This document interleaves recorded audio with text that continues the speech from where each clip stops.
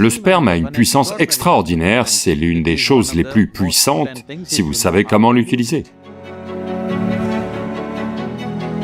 Est-ce que ça peut être transformé pour fonctionner à un autre niveau? Absolument. Ceci peut être scientifiquement établi.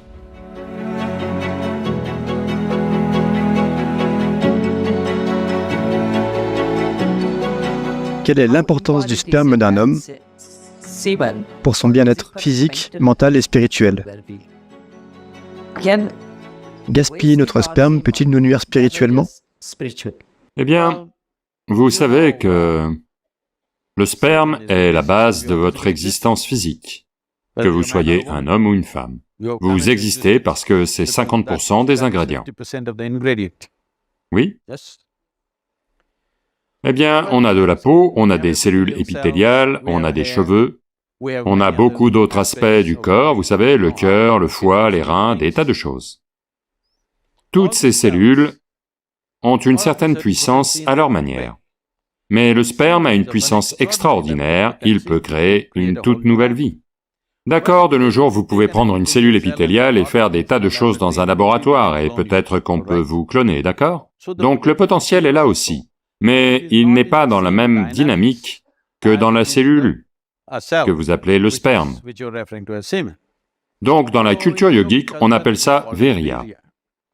Virya désigne aussi ce qui s'appelle Vajra, qui veut dire stabilité ou diamant, qui est la chose la plus dure. Donc dans le corps humain, le Virya est considéré comme un Vajra, c'est-à-dire que c'est l'une des choses les plus puissantes si vous savez comment l'utiliser. Eh bien, une façon de l'utiliser, c'est de l'utiliser pour produire un enfant, ça c'est une chose. Eh bien, cette question se pose parce que vous l'utilisez pour le répandre sur les draps de l'université. D'accord?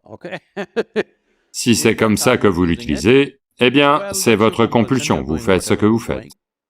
Ce n'est pas une chose à juger moralement, ce n'est pas la question. La question, c'est à quel niveau de compulsion est-ce qu'on se trouve. Mais, quoi que ce soit dans ce corps, est-ce que ça peut être transformé pour fonctionner à un autre niveau? Absolument. Pas seulement le sperme, tout dans ce corps peut être transformé.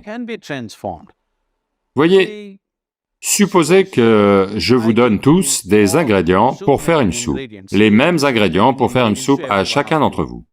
Est-ce que vous croyez que vous allez tous produire la même soupe?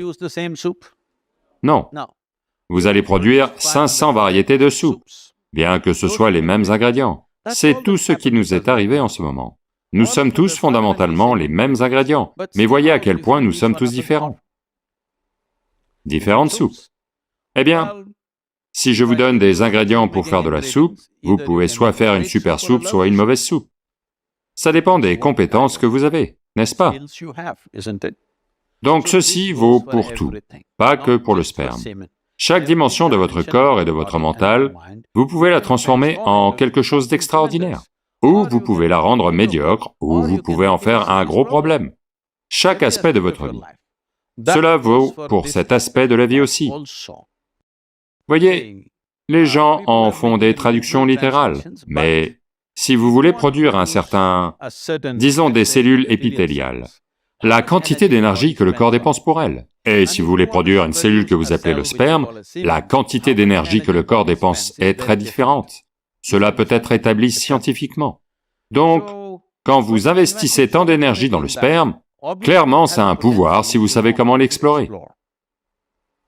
Mais avez-vous les compétences pour explorer? Êtes-vous capable d'explorer? Avez-vous la sadhana et l'assistance nécessaires pour le faire? Clairement, la question se pose.